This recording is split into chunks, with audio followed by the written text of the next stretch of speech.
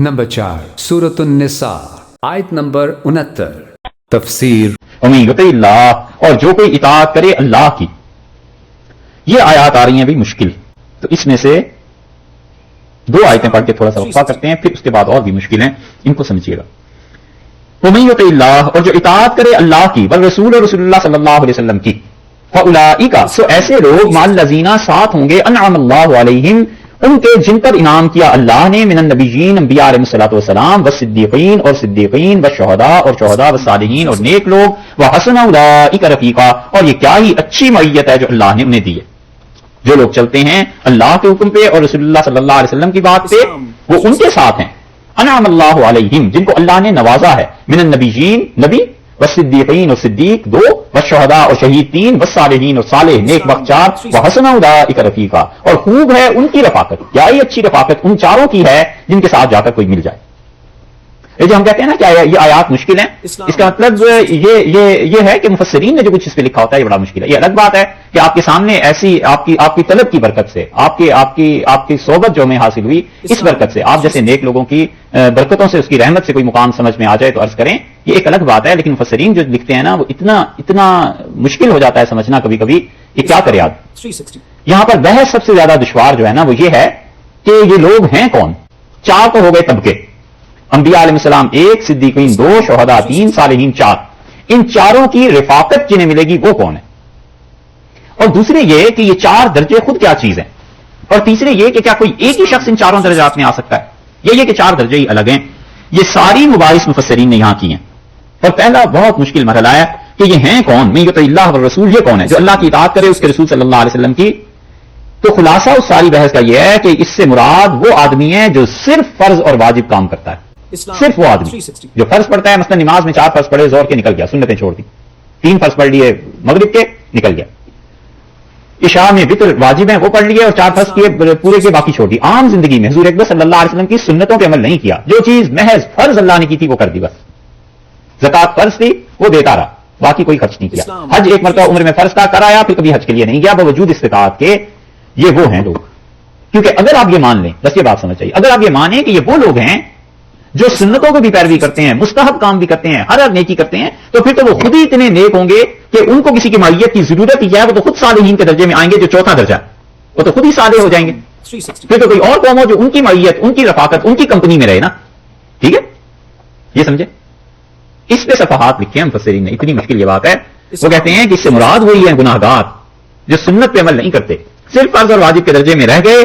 अल्लाह ने कहा है कि उनकी नीयत, उनका ईमान वो इतना अच्छा हमें कबूल है। देखो खुदा की रहमत, देखो खुदा की मेहरबानियां। अल्लाह ने कहा है जो इस हाल में भी हो कि फर्ज और वाजिब अदा कर दें और मुस्तहब्बात वगैरह ये चीजें छोड़ दें, कुछ भी नहीं है, तो फिर फउलाइका मअल्लज़ीना अनअमल्लाहु अलैहिम मिनन नबिय्यीन, अल्लाह उन्हें साथ रखेगा उनके जिन पे अल्लाह ने अपना फजल फरमाया। और अगर कोई आदमी सुन्नतों की भी पैरवी करता हो और मुस्तहब काम भी करता हो, सोचो वो खुद कितनी बड़ी चीज बन जाएगी। वो तो खुद इनमें आ जाएगा ना, नबी तो हो नहीं सकता, सिद्दीकीन शुहदा या सालिहीन तीनों में से वो खुद किसी दर्जे में आ जाएगा, तो अल्लाह कई गुनाहगारों को तो उसी के साथ कर देगा। ये बात समझ में आई? नहीं आई। फिलहाल तो इनाम को देखते हैं। देखो 2 चीजें हैं। वमन युतिल्लाह व रसूल, हमें बहस सिर्फ इतनी करनी है कि ये लोग कौन है जिनके मुतालिक अल्लाह कहता है कि अल्लाह ताला की इताअत की और रसूलुल्लाह सल्लल्लाहु अलैहि वसल्लम की। सिर्फ हमें ये आदमियों को देखना है, ठीक है। एक जमात है, इनको मिलना है, कंपनी हासिल होनी है। यहां 4 आदमी है, एक नबी है अलैहिस्सलातु वस्सलाम, एक सिद्दीक, शहीद और सालेह।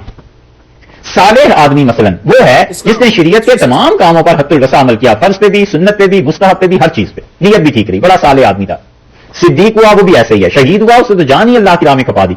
ये जो इधर पहली जमात है मैं युतिल्लाह व रसूल, जिन्होंने इताअत की अल्लाह की और रसूलुल्लाह सल्लल्लाहु अलैहि वसल्लम की, अगर हम ये माने कि ये वो लोग हैं जिन्होंने हर चीज में इताअत की, सुन्नत पे भी अमल करते रहे, बहुत नेक और पारसा हो गए, तो फिर इन्हें आकर जरूरत ही क्या है उधर मईयत की, उनके साथ होने की, क्योंकि वो तो 3 दर्जे तो ये और ये एक ही हो गए, शहीद, सालेह और सिद्दीक, क्योंकि अंबिया अलैहिस्सलाम का दर्जा कोई पा नहीं सकता। तो ला मुहाला इनके बारे में मानना पड़ेगा कि ये वो लोग हैं जो सुन्नत पर अमल नहीं कर रहे थे, सिर्फ फर्ज और वाजिब पर रुक गए थे। अब समझ आए? जब फर्ज और वाजिब पर अमल करते रहे तो अल्लाह ने कहा हम तुमसे जो बेहतर दर्जे के लोग थे क़यामत में हम उनके साथ मिला देंगे। ठीक है, एक बात। दूसरी बात जिस पर मिर्जाई धोखा देते हैं, वो कहते हैं कि अल्लाह ताला ने यह कहा है कि वो नबी हो जाएगा, सिद्दीक हो जाएगा, शहीद हो जाएगा, सालेह हो जाएगा। اور یہ اتنا بڑا دھوکہ ہے، وہ اس آیت کو پیش کرتے ہیں اور کہتے ہیں کہ اللہ تعالیٰ نے فرمایا ہے کہ جو اطاعت کرے اللہ کی اور اس کے رسول صلی اللہ علیہ وسلم کی، وہ ترقی کرتے کرتے کرتے کرتے اس درجے پر پہنچ جائے گا کہ اسے نبوت مل جائے گی. یہ ہے ظلم. اسی لیے ہم کہتے ہیں کہ کوئی بھی رسول اللہ صلی اللہ علیہ وسلم کے بعد نبوت کا دعویٰ کرے یا کم سے کم اتنا ہی قائل ہو کہ نبوت جاری ہے، بلا شک و شبہ وہ کافر اور مرتد ہے. اور اسی وجہ سے ہم کہتے ہیں کہ مرزائی سارے کے سارے کافر ہیں. لاہوری گروپ ہو، قادیانیوں جو اسے مانتے ہیں مرزا غلام احمد قادیانی کو مجدد، وہ بھی کافر ہیں، اور جو اسے نبی مانتے ہیں وہ تو ہیں ہی ہیں. غلام احمد قادیانی کو کوئی مسلمان مانتا ہے وہ بھی کافر ہے، اس لیے کہ وہ تو دعویٰ نبوت کا کرتا ہے علیہ باللہ، اور وہ دعویٰ یہ کرتا ہے کہ حضور اکرم صلی اللہ علیہ وسلم سے بھی زیادہ آگے کے درجے کا. ہم کہتے ہیں اس سے مراد یہ ہے، اللہ تعالیٰ نے مراد کیا، خود خدا نے صاف کہا کہ جو اطاعت کرے اللہ اور اس کے رسول کی، یہ ان کے ساتھ ہوں گے، جنت میں ساتھ ہوں گے، درجوں میں ساتھ ہوں گے، کہ قیامت کے حشر کے میدان میں ساتھ ہوں گے، جہاں بھی ہوں گے ساتھ رہیں گے. ساتھ رہنے کا یہ مطلب تھوڑا ہی ہے کہ یہ خود بھی نبی بن جائیں گے. ساتھ رہنے کا مطلب تھوڑا ہی ہے کہ یہ شہید اور صدیق بھی بن جائیں گے. اگر یہی ساتھ رہنے کا مطلب ہے، ہم نے ایک مرزائی تھے، انہوں نے اسی آیت کو ہم سے کہا، تو ہم نے کہا اس پہ غور کیجیے، ساتھ رہنے کا اللہ نے کہا ماں کا لفظ استعمال کرنا ہے، ماں یعنی اس کی کمپنی میں ان کے ساتھ رہیں گے. کہنے کہ نہیں، ساتھ رہنے کا مطلب یہ ہے کہ وہ اور وہ ایک ہی ہو جائیں گے. تو میں نے کہا آپ کے صاحبزادے بھی ساتھ ہیں، تو پھر ان کا تعلق آپ کی اہلیہ سے کیا بنا؟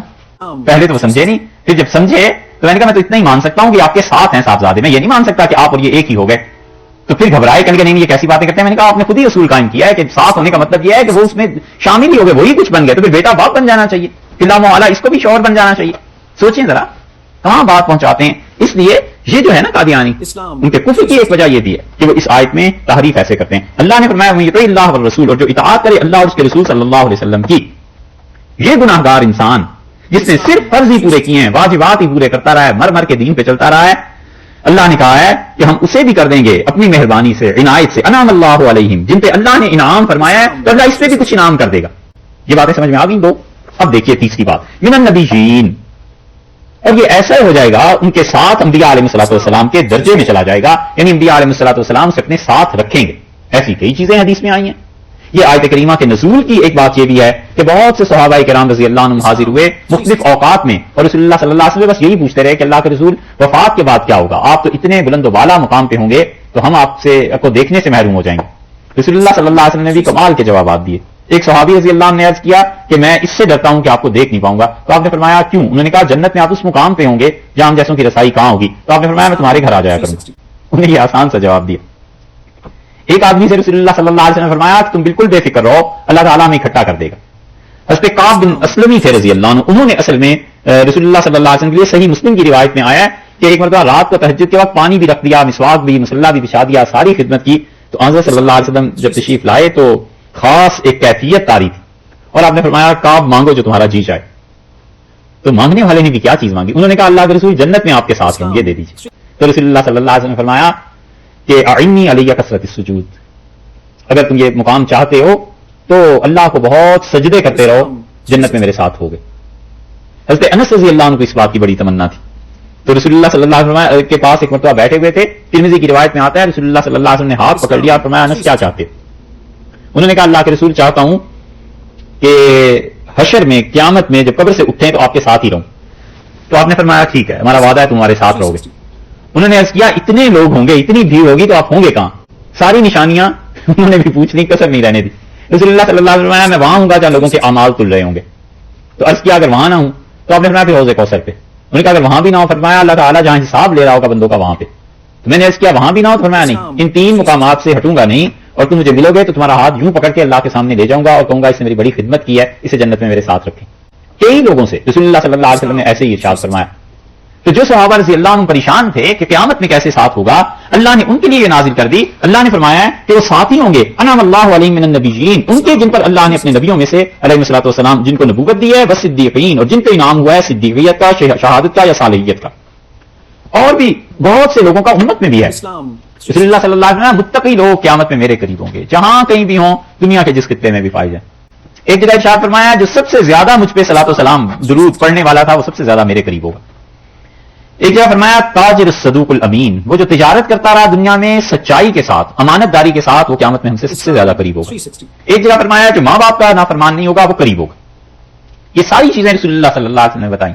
اس لیے تجارت ہی بندہ اس نیت سے شروع کر دے، سال میں ایک آدھ سودا کر لے، پھر اگلے سال کر لے، کرے سچائی اور امانت داری کے ساتھ، تاکہ مسلمانوں کا اچھا اثر پڑے، لوگ دیکھیں کہ ہاں مسلمان اچھے لوگ ہوتے ہیں. کئی مرتبہ سفر میں اور جب ہم نے کافروں کو دیکھا انگریزوں کو تو وہ بڑی اچھی طرح ملے. ان کا مسلمان بڑی اچھی قوم ہے. فلاں میرا دوست مسلمان تھا اور ہمارے گھر کھانا بھیجا کرتا تھا. میں ایک گلی میں جا کے رہا, فلاں میرا دوست مسلمان تھا اور میرے جوتے ٹوٹ گئے تھے, اس نے مجھے نئے جوتے میرے لیے لے کے آیا اور کہا یہ آپ کو تحفہ دیتا ہوں. ایسی چھوٹی چھوٹی چیزیں, لیکن ان لوگوں کے یہاں وہ تصور نہیں نا بھائی چارے کا. یہاں تو باپ بیٹے کو اور بیٹا باپ کا روادار نہیں ہے, تو چھوٹے چھوٹے احسان پتا چلتا. لوگ کہتے ہیں بڑا اچھا تو مسلمان تاجر سچائی کے ساتھ تجارت کرے, امانت کے ساتھ, فرمایا قیامت میں میرے ساتھ ہی رہے گا. تو اس لیے تیسری بات, یہ چوتھی بات یہ ہو گئی کہ یہ انبیاء علیہ السلام, صدیقین, شہداء اور صالحین ہیں کون؟ یہ کیا چاروں درجات کا حصول فرد واحد کے لیے ممکن ہے؟ تو یہ ہو سکتا ہے. اللہ تعالیٰ نے مثلاً حضرت یحییٰ علیہ السلام کے متعلق آپ پیچھے پڑھ چکے ہیں کہ من الصالحین, وہ نیک لوگوں میں سے تھے. اللہ نے فرمایا. حضرت عیسیٰ علیہ السلام کے متعلق بھی کہا ہے تو نبی وہ صالح تو ہوتا ہی ہوتا ہے, صدیق بھی ہوتا ہے اور شہید بھی ہو جاتا ہے. یہاں تک کہ رسول اللہ صلی اللہ علیہ وسلم اپنی وفات سے پہلے کہا کہ عائشہ وہ جو زہر دیا تھا نا مجھے خیبر میں یہودیوں نے, اس کی تکلیف ابھی مجھے محسوس اب تک ہو رہی ہے, اور واللہ وجدت انقطعت ابھری, خدا کی قسم یہ جو سانس کی نالی ہے یہ میری کٹ رہی ہے اس زہر کے اثر کی وجہ سے. اسی لیے عائشہ رضی اللہ عنہا فرماتی تھی کہ رسول اللہ صلی اللہ علیہ وسلم شہید تھے. امام زہری رحمۃ اللہ علیہ کی روایت میں آیا, ابن قیم نے زاد المعاد میں یہ نقل کیا. تو ممکن ہے چاروں درجے ایک میں جمع ہو جائیں, تو رسول اللہ صلی اللہ علیہ وسلم تو نبوت ہے ہی نہیں. باقی رہ گئے تین درجے, تینوں ایک میں بھی جمع ہو سکتے ہیں کہ صدیقیت کے مقام پہ کوئی آدمی فائز ہو جائے اور اسے شہادت بھی مل جائے, یہ بھی ہو سکتا ہے. اور صالح تو ہو گئی ہوگا کیونکہ صالح سب سے آخر پہ. اور اسی طرح اس طرف بھی مفسرین گئے ہیں کہ وہ کہتے ہیں یہ چار درجے ہی الگ الگ ہیں. انبیاء علیہ السلام کا اپنا مقام ہے, صدیقین کا اپنا, شہداء کا اپنا, اور صالحین کا اپنا مقام ہے, اور ہر ایک کا مقام مختلف ہے. نبوت کا مقام سب سے عرفہ اور اعلیٰ ہے. کسی گناہگار کو اللہ جنت میں وہاں لے جائے, انبیاء علیہ السلام کے درجے میں دکھا دے اسے, تو خدا کے لیے کیا مشکل ہے. اس لیے ارشاد فرمایا ہے کہ جو اللہ اور اس کے رسول صلی اللہ علیہ وسلم کی اطاعت کرے گا اللہ تعالیٰ اسے ان کے ساتھ کر دے گا جن پر خدا نے اپنا فضل فرمایا ہے, اور ان میں سے پہلا درجہ ہے نبوت کا. ابن عربی رحمۃ اللہ علیہ نے اس پہ لکھا ہے, اور شیخ کو بڑا ظلم کرتے ہیں جو انہیں کافر کہتے ہیں. حتیٰ کہ یہاں اس دن کتابیں لینے گئے پہلے, تو ایک کتاب ہم نے ان سے پوچھی کہ شیخ کی یہ کتاب آپ کے یہاں ہے, تو اس نے کہا ہاں یہ ہے, اور بات شروع سے مجھ سے کی اور کہنے لگا کہ ہاں ابن عربی کافر. میں نے کہا شیخ اللہ سے ڈرو, ابن عربی کو کافر کہتے ہو؟ تو مجھے کہنے لگا کہ تم اللہ سے ڈرو, کوئی مسلمان تھا. میں نے کہا کسی آدمی کے لیے یہ جائز نہیں ہے کہ شیخ پہ تنقید کرے جب تک کہ اس نے شارانی رحمۃ اللہ علیہ کی الیواقیت والجواہر نہ پڑھی ہوئی ہو. بہت ناجائز بات. تو اس کا ہاں میں نے الیواقیت والجواہر دیکھی ہے اور بس پڑھی ہے. میں نے کہا اگر پڑھی ہوتی تو آپ یہ نہ کرتے. یہ صرف بات یہ ہے کہ پڑھی ہے, شیخ کی کتابوں میں رد و بدل ہوئی, شیخ کی کتابوں میں تعریف ہوئی. اگر شیخ خود زندہ ہوتے اور ان کی وہ عبارتیں جو لوگوں نے کاٹ کے کچھ سے کچھ کر دی ہیں ان کے سامنے پیش کی جاتی تو وہ بھی کفر کا ہی فتوا دیتے. وہ کہتے جو عبارت یہ کہتا ہے وہ کافر ہے, میں نے نہ کہی ہے نہ مجھے پتا ہے.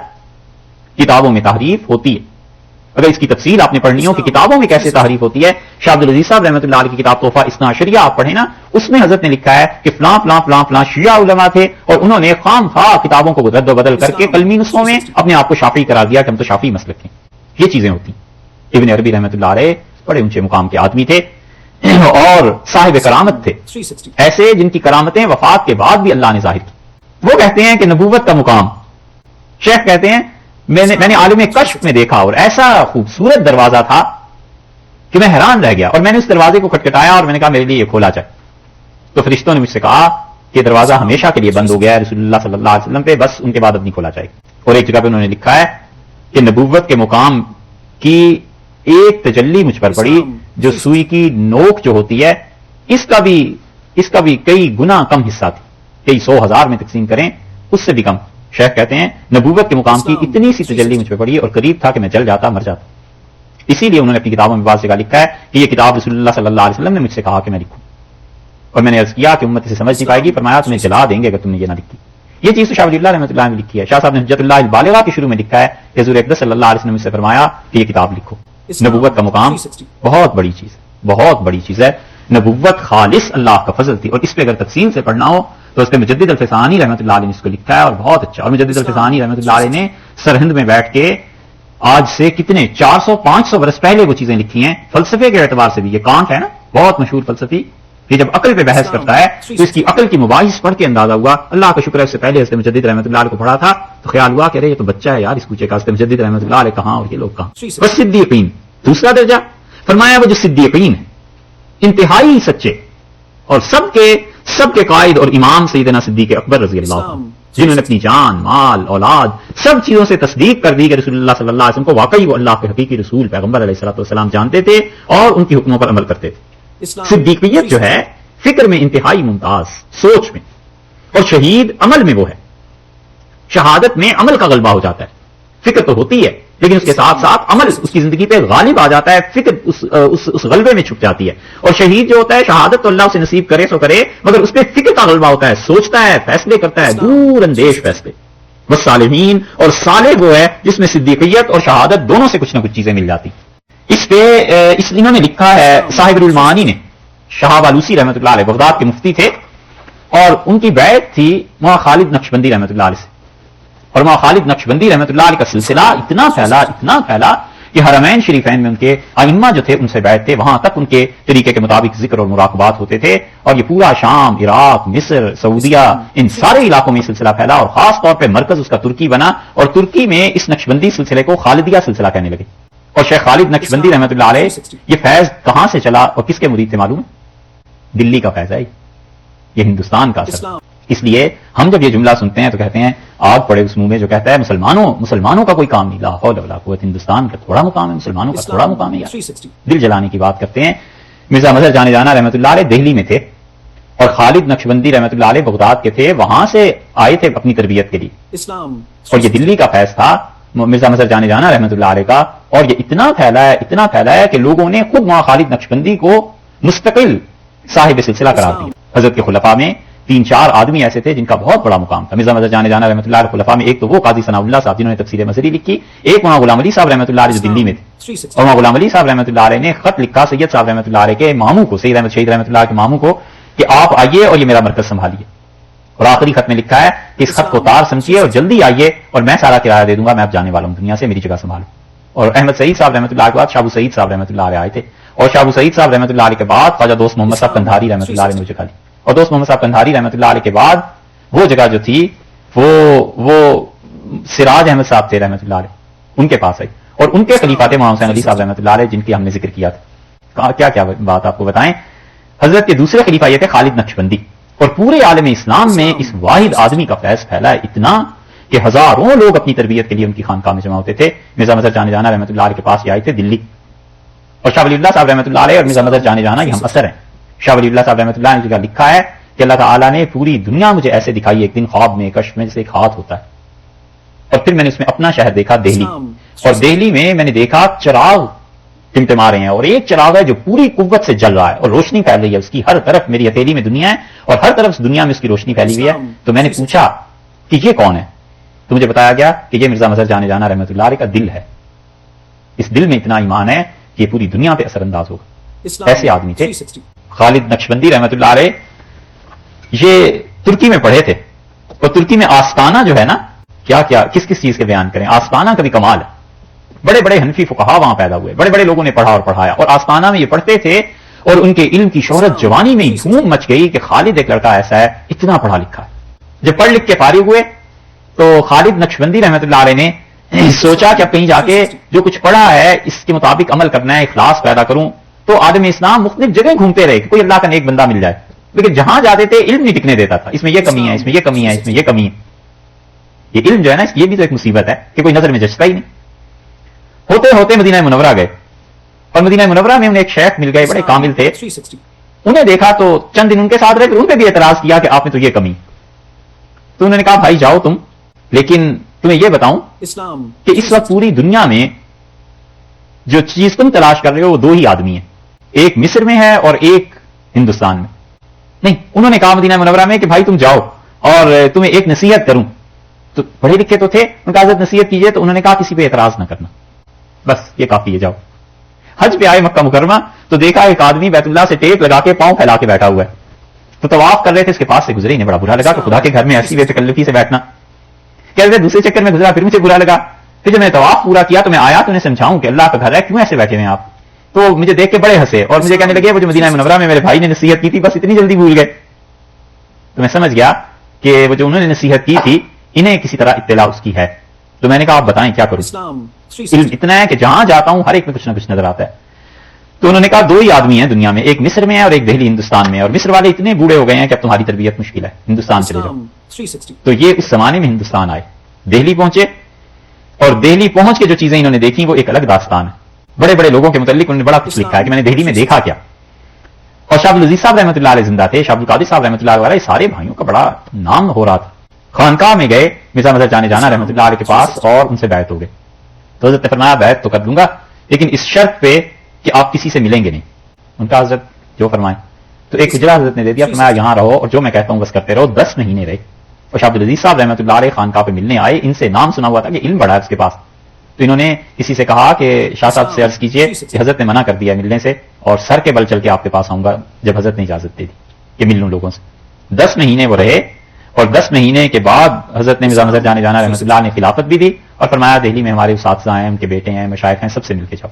شاہ عبدالعزیز صاحب رحمۃ اللہ سے ملے اور شاہ صاحب نے بھی ان کی تعریف لکھی۔ پھر یہ گئے بغداد، بغداد کا ایک محلہ تھا روم، اس میں رہتے تھے۔ اس نسبت سے خالد رومی مشہور ہو گئے ہیں۔ اب بھی ترکی جو ہے نا، ان ترکوں سے پوچھنا کہ سلسلے میں بیٹھو تو بہت سے کہتے ہیں سلسلہ خالدیہ میں، وہ خالدیہ سلسلہ یہ ہندوستانی کا فیض ہے، یہیں کا، دہلی کا۔ انہوں نے اس آیت پر بحث ایک جگہ کی ہے، کہتے ہیں کہ اللہ نے یہ جو فرمایا ہے کہ من النبیین، انبیاء علیہ الصلوۃ والسلام میں تو نبوت میں اصل حضور اقدس صلی اللہ علیہ وسلم تھے، اور پھر کہتے ہیں کہ صدیقین جو کہا ہے تو صدیقین میں اصل حضرت ابوبکر رضی اللہ عنہ ہیں، اور جو بھی آدمی اس مقام پر پہنچے گا کبھی بھی اسے حضرت ابوبکر رضی اللہ عنہ سے ایک تعلق، ایک فیض ان کے قلب مبارک سے ضرور ملے گا۔ یہ باتیں کسی کی سمجھ میں آتی ہوں نہ آتی ہوں بھائی، ہم انہیں مانتے ہیں، صحیح ہے۔ اس لیے کہتے ہیں کہ بحث مباحثہ یہ چیزیں اب عمر بھی ایسی نہیں رہی، کہاں آدمی روز روز دیکھتا رہے چیزوں کو، ہم انہیں مانتے ہیں سب، وہ جو کچھ انہوں نے فرمایا ہے بس صدیقین اور صدیقین تھے، صحیح ہے۔ یہ بہت سی چیزیں نئی نئی تحقیقات آتی ہیں نا، تو اس میں ایک چیز یہ بھی ہوتی ہے کہ پرانوں سے ہم زیادہ پڑھ گئے، ایسے نہیں، پہلے بھی بڑے بڑے شعر ہوئے ہیں۔ شاہ عبدالقادر صاحب رائے پوری رحمۃ اللہ علیہ کا ایک قصہ حضرت سناتے تھے، وہاں ابوالحسن علی ندوی رحمۃ اللہ علیہ فرماتے تھے خانقاہ میں ایک دن ظہر سے پہلے سو جایا کرتے تھے لوگ، ظہر میں اٹھتے تھے، تو ایک دن ایک آدمی آیا، اس نے کہا یہاں جو حضرت ہے ان سے ملنا ہے، تو میں بتایا حضرت سوئے ہوئے ہیں، اس نے کہا کب اٹھیں گے؟ ان کا ظہر میں، اس کا ملا دو گے ان کا مل لینا، کام کیا ہے؟ اس نے کہا میرا نام ہے سید جارج اور حضرت سے ملنا ہے۔ تو حضرت فرماتے جو خدام تھے وہ حیران ہوئے، ان کا آپ سید بھی ہیں اور جارج تو انگریزوں کا، کہاں میں نے عیسائیت قبول کر لیا ہوں سید۔ ظہر کی نماز کے بعد حضرت سے ملے تو کہنے کہ حضرت میں سید ہوں، فلاں علاقے کا رہنے والا ہوں، جارج میرا نام ہے، میں نے عیسائیت قبول کر لیا ہے اور آپ کے پاس حاضر ہوا ہوں کہ مجھ پر یہ اب کھلا ہے کہ اصل مذہب جو ہے وہ عیسائیت ہے، تو آپ عیسائیت قبول کر لیں، اور آپ جب عیسائیت قبول کریں گے تو آپ کے سارے مرید ہدایت کی راہ پہ آ جائیں گے۔ یہ ایسے ہی ہے، بس اسلام میں کچھ نہیں۔ حضرت نے کہا بھائی تم نے ہمارے ساتھ بڑا دھوکہ کیا، تم لوگوں نے بالکل ہمیں خراب ہی کر دیا۔ اس نے کہا حضرت میں تو پہلی بار آپ سے ملا ہوں، ہم نے کیا دھوکہ کیا؟ فرمایا بھائی پہلی بار تو تم مل رہے ہو یا نہیں مل رہے، تم لوگوں نے ہمارے ساتھ فراڈ یہ کیا ہے، دھوکہ یہ کیا ہے کہ ہم اچھے خاصے ہندو تھے، پہلے تم لوگ آئے اور تم نے مدینہ منورہ سے آ کے ہمیں یہ سمجھایا کہ اسلام اچھی چیز ہے، یہ مذہب قبول کر لو، تو ہم نے وہ مذہب چھوڑ کے یہ قبول کر لیا۔ اب تم انہی کی اولاد میں ہو، تم آ گئے اور اب ہمیں اتنی صدیوں کے بعد بتاتے ہو کہ اسلام ٹھیک نہیں ہے، عیسائیت قبول کر لو، اب یہ روز روز ہم سے نہیں مذہب تبدیل ہوتے، بس مرنے دو جس میں ہیں۔ اب تو بات یہی ہے کہ اپنے بزرگوں کو جو پڑھا اور دیکھا نا، اب احساس ہوتا ہے کہ ان جیسے آدمی نہیں رہے۔ آپ لوگوں کو کوئی کہے نا کہ مطلب آپ لوگوں کو دھوکہ ہو سکتا ہے کیونکہ آپ نے انسان دیکھے نہیں نا، تو جو ہمیں انسان سمجھتے ہیں ظاہر ہم نے انسان ہی نہیں دیکھے، تو انہیں کیا پتا یہ گدھا کیا کہہ رہا ہے۔